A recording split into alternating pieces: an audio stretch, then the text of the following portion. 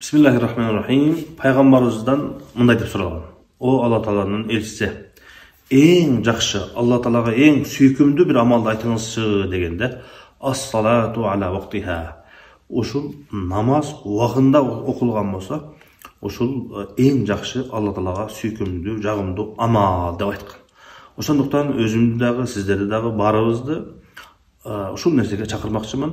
Ар бирибиз бала чакабызга дагы ушул нерсени үйрөтөйлүк. Namazды wagtында окуганга.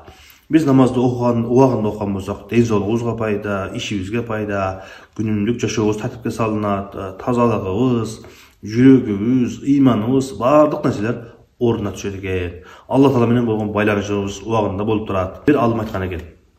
Мен ушул намаздан кечигүүдөн эмес, мен ушул намаздагы коюлган убакытты ким койгонун эстегенде, билгенде уяламын деген экен.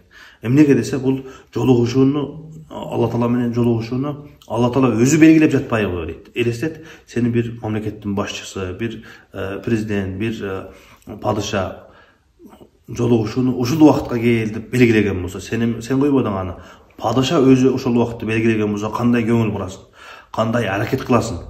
Алла Таала койгон белгилеген убакыттан кечиктирип койбогула деп айткан экен. Ошондуктан ар бирибиз намазды убагында окуганга аракет кылайлык, үй бүлөбүздү, бала чакабызды ошол нерсеге үйрөтөйлүк.